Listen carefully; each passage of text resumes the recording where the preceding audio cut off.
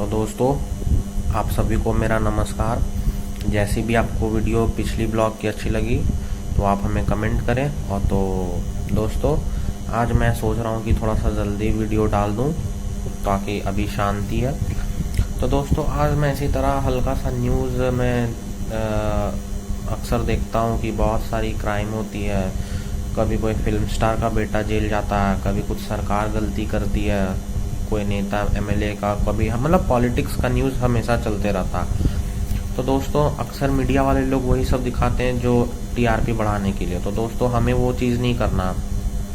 तो दोस्तों, आज मैं बात करने जा रहा हूँ जो आपको, हमको पूरे देशवासियों को अन्न देती है। और हमारे जब देश के दूसरे प्राइम मिनिस्टर थे श्री लाल बहादुर शास्त्री जी, उन्होंने भी एक नारा दिया था, जय जवान जय किसान। तो दोस्तों, किसान की बारे में बात आज हम करेंगे। वो हमें अनाज देते हैं, हमें हर खाने पीने की सुविधा देते हैं। अगर अनाज नहीं तो फिर कोई ज़िंदगी नहीं। तो दोस्तों, चलिए आज हम लोग एक तरफ किसान की तरफ बात करते हैं। दोस्तों, आज सुबह में मैंने थोड़ा सा केस स्टडी किया था कि किसान की मांगे क्या हैं और सरकार से किसान की क्या मांग है, मतलब क्या डिमांड किसान कर रहे हैं सरकार की तरफ से। बेचारे लोग, हाल ही फिलहाल में लखीमपुर केस मैंने सुना, मुझे भी बहुत दर्दनाक लगा और बहुत दुखद है कि भाई बेचारे किसान लोग के साथ इस तरीक़े से अत्याचार की जा रही है, जो कि ये हरगिज़ गलत है। तो दोस्तों, तो चलिए हम लोग केस स्टडी करते हैं कि क्या किसान की मांग है सरल शब्द में, और सरकार से क्यों ये लोग नाराज़ हैं और क्या चीज़ पे ये लोग धरना कर रहे हैं, किस चीज़ की मांग को लेकर। तो दोस्तों देखिए, मैंने पढ़ा कि उन्होंने तीन बिल पास किया प्राइम मिनिस्टर नरेंद्र मोदी 2020 में। तो वो 3 बिल किसान लोग के लिए, सरकार तो एक्चुअली अच्छा दिखाती है, तो वो 3 बिल उन्होंने किसान के लिए बिल पास किया अपना 2020 में।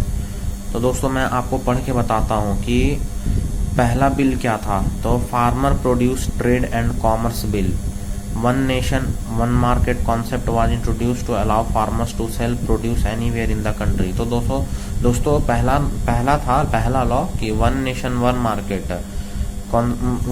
वन मार्केट का कॉन्सेप्ट था कि किसान कहीं भी जाके सेल कर सकते हैं, कोई भी प्लेस पे कहीं भी जाके वो सेल कर सकते हैं, जो लोग भी वो उगाते हैं, अपना प्रोडक्शन जो करते हैं किसी भी चीज़ का खाने पीने को लेकर। तो ये उन्होंने सरकार पहला लॉ इम्प्लीमेंट किया। दूसरा लॉ मैं आपको बताता हूँ, farmers empowerment and protection agreement of price insurance and farm service bill. मतलब आप ये समझ लीजिए कि किसान की शक्ति और अपना प्रोटेक्शन के लिए बिल पास किया, सेकेंड लॉ जो था।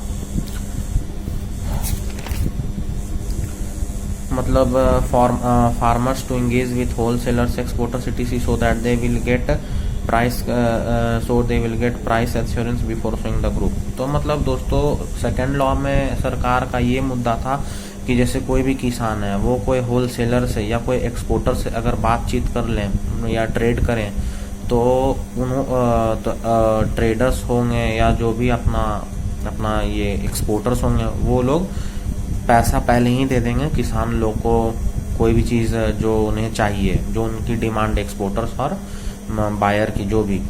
तो सेकेंड लॉ था कि मतलब किसान आसानी से एक्सपोर्टर्स और अपना जो भी बड़े बड़े होलसेलर्स रहते हैं उनके साथ हाथ मिलाकर बिजनेस आराम से कर सकती है। तो दूसरा लॉ ये था दोस्तों। तीसरा लॉ मैं बताता हूँ आपको, essentials commodities amendment bill. This bill removed pulses, oil seeds, onions and some other products from the essentials commodities lists and thereby restrictions on the storage of these items will be removed। तो कुछ चीज़ों पे दोस्तों जो restrictions था store करने का, वो सब रिस्ट्रिक्शंस हटा दिया गया। छोटी छोटी चीज़ जैसे ऑयल सीड्स पे, ओनियंस पे, ये सब जो स्टोरेज रहता था वो सब ये लोग ने रिस्ट्रिक्शंस हटा दिया, मतलब अपना थर्ड लॉ में, जैसा कि सरकार का कहना। तो दोस्तों अब मैं इन तीनों लॉज की आपको मैं बेनिफिट बताता हूँ, जो जिसको हम लोग प्रोज बोलते हैं। तो प्रोज और कॉन्स मैं दोनों बताऊंगा, मेरिट एंड डीमेरिट की, क्या इनकी मेरिट थी और क्या इनकी डीमेरिट थी। ये तीनों किसान के लिए जो इन लोगों ने बिल पास किया, तीनों लॉ जो इन लोगों ने बनाया।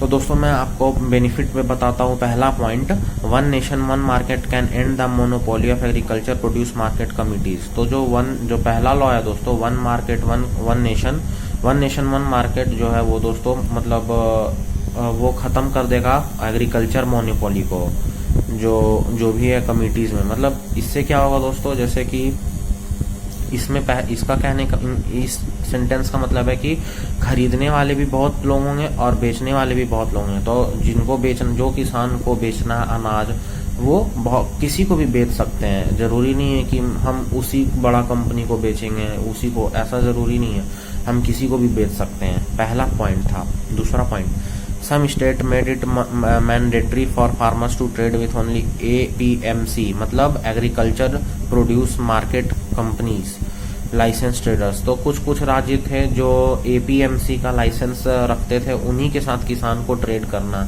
ये ऐसा कुछ राज्य में मैंडेटरी था। So the problem of main loop hole of APMC will be eliminated. तो जो मिडिल मैन रहते हैं APMC के बीच में, जो किसान के बीच और कंज्यूमर्स के बीच में जो मिडिल मैन रहते हैं, उनका प्रॉब्लम मतलब वो हट गया। मतलब आप ये मिडिल मैन मतलब क्या, दलाल, जो किसान रहते हैं और जो कंज्यूमर रहते हैं, उन दोनों के बीच जो सेटअप रहता है, उन लोगों का जो दलाल रहता है उनका, तो जो आप दलाल को इंग्लिश में ये भी बोल सकते हैं कि कमीशन मैन। कि जैसे अगर मैं किसान हूँ और अगर आप मान लो कि कोई कंज्यूमर है और अगर मैं किसान हूँ, और अगर आप मिडिल मैन हैं, तो अगर आप मुझे मेरे पास कंज्यूमर लेके आएंगे तो मैं भी आपको कुछ कमीशन दूंगा। तो मतलब आप कमीशन मैन की तो लग गई, आप ये समझ लो। तो in some states there is a surplus of some vegetables and fruits, where in some other states there is less supply and more demand for them. कुछ राज्यों में दोस्तों जो बहुत ज़्यादा उग रही है फल फ्रूट, और कुछ चीज़ में, जैसे कोई स्टेट में सेब बिक रही है बहुत ज़्यादा, सेब की उपज ज़्यादा है, तो कुछ स्टेट में सेब की डिमांड भी ज़्यादा है। तो ये था। तो through one nation one market corporate companies can bring this gap benefiting this consumers. तो जैसे मान लीजिए जैसा कि अभी मैंने सेब का एग्जांपल दिया दोस्तों, कि सेब का एग्जांपल, जैसे कुछ राज्यों में सेब ज़्यादा उग रहा है, कुछ राज्यों में वो सेब कम उग रहा है, डिमांड ज़्यादा है जहाँ पे कम उग रहा है। तो बड़ी कंपनीज जो है वो कंज्यूमर्स को प्रॉफिट दिला सकती थी। जैसे हमको सेब चाहिए जिस स्टेट में भी ज़्यादा उग रहा है और मेरे स्टेट में नहीं उग रहा, तो अब मुझे चाहिए, तो वो कंपनी मुझे ला के देगी। ये बहुत बड़ी प्रॉफिट थी कंज्यूमर्स के लिए भी। और it will attract private investments in agriculture sector. तो ये मतलब बहुत बड़ा लुभावना आप कह सकते हैं प्राइवेट कंपनीज के लिए, ताकि वो एग्रीकल्चर सेक्टर में इन्वेस्ट कर सकें अपना money. They may even come to the farmers to take the to produce saving transport cost of farmers। तो जो बड़ी कंपनियां आना चाह रही है वो मतलब किसान के पैसे भी बचाने का काम करेगी। ट्रांसपोर्टेशन का पैसा बड़ी कंपनियां देगी, किसान को नहीं देना है। तो ये सब दोस्तों किसान की बेनिफिट थी। और मैं बेनिफिट आपको बता रहा हूँ। Some companies provide seeds, fertilisers and other requirements to which they will reduce the burden of input cost of farmers. तो कुछ कंपनीज जो रहती है, कुछ कंपनीज अपने कंपनी की तरफ से सीड्स भी देगी, अपना ट्रैक्टर देगी, फर्टिलाइजर देगी, जिससे अपना जो उनका इंटरनल खर्च रहता है फार्मर्स का वो थोड़ा सा कम पड़ेगा। तो ये सब दोस्तों बेनिफिट्स थी जो 3 लॉ का सरकार गठन किया 2020 में। अब दोस्तों में हम लोग डिसएडवांटेज देखते हैं, जिससे किसान बहुत दुख हैं बेचारे और वो प्रोटेस्ट कर रहे हैं अपनी मांग को लेकर। तो डिसएडवांटेज क्या है दोस्तों, आज हम उसके बारे में भी चर्चा करते हैं। एडवांटेज आपको मैंने बता दिया, अब disadvantage. The process of passing the bills is not democratic. तो जो प्रोसेस था बिल पास करने का वो डेमोक्रेटिक वे में नहीं किया गया। ये पहला डिसएडवांटेज था जो किसान को बहुत बुरी लगी। Agriculture and trade, agriculture and trade और state subjects, but the states are not consulted before passing the bills. दोस्तों ये देखिए, राज्य सेंट्रल लागू तो की ये बिल, बट वो स्टेट को भी, मतलब राज्य को भी उन्होंने नहीं समझा बिल पास करने को, से कुछ आइडिया लेने को। मतलब राज्य स्तर में भी ये कुछ कमेटी नहीं बैठा कि क्या ये बिल से आइडिया नहीं लिया गया। सेंट्रल गवर्नमेंट आइडिया ही नहीं ली स्टेट गवर्नमेंट से बिल पास करने के दौरान। The opportunity to voice their concerns even in parliament, clear voting was not conducted. मतलब बहुत लोग, जो किसान को, राज्य सरकार को, ये सबको अपॉर्चुनिटी मिलती कि हम भी अपना आवाज पार्लियामेंट तक उठाएं, ये भी उन्हें मौका नहीं दिया गया सेंट्रल गवर्नमेंट के द्वारा, जो वो बहुत खराब हुआ। APMCs are very helpful for small. अब देखिए APMC पे लोग, APMC किसान क्यों, APMC क्या और APMC से किसान को क्या फायदे हैं, वो लोग क्यों प्रदर्शन कर रहे हैं APMC के लिए, जो भी मैं आपको बताता हूँ। APMC are very helpful for small farmers, not just to sell the products but also to know the price and production choices. मतलब APMC जो था दोस्तों, एग्रीकल्चर प्रोड्यूस मार्केट कमिटीज, वो बहुत छोटे छोटे किसानों के लिए वो बहुत फायदेमंद थी। जैसे आज हम ही छोटा, मान लीजिए हम किसान हैं, छोटा किसान है, आज हमको कोई चीज़ बेचना है, तो दोस्तों हम ट्रांसपोर्ट तो नहीं करेंगे, हम जाके अपना कमेटी में बेच देंगे। जैसे कोई मिल्कमैन कमेटी में गया, वो मिल्क बेच दिया, वो तो बेचारे लोग उतने गरीब होते हैं, वो लोग कहाँ से एक्सपेंड करेंगे, कहाँ ट्रांसपोर्ट करेंगे। तो छोटे फार्मर्स को दोस्तों बहुत फायदा था APMC से। अब दूसरा पॉइंट बताता हूँ। Many states have amended the APMC acts to make its more liberal. बहुत सारे राज्यों APMC के लिए काम करना स्टार्ट किया, वो लोग एक्सेप्ट भी किए APMC लॉ को। तो दूसरा पॉइंट था। तीसरा पॉइंट दोस्तों मैं बता रहा हूँ, the passing of farm bills 2020 में weaken the APMC system and hence can become disadvantage to small farmers. तो जब दोस्तों जब बिल पास किया गया तो APMC सिस्टम वीक होते चला गया। इससे जो छोटे फार्मर्स होते हैं, जिनके पास उतनी इन्वेस्टमेंट करने की पैसा नहीं होती है, पैसा रुपया जो भी लगा लो आप, तो उन लोगों के पास उतने रुपया नहीं होते हैं कि वो ज़्यादा बड़े मात्रा में इन्वेस्ट करें। तो दोस्तों उन लोगों के लिए तो पूरी लॉस हो गया।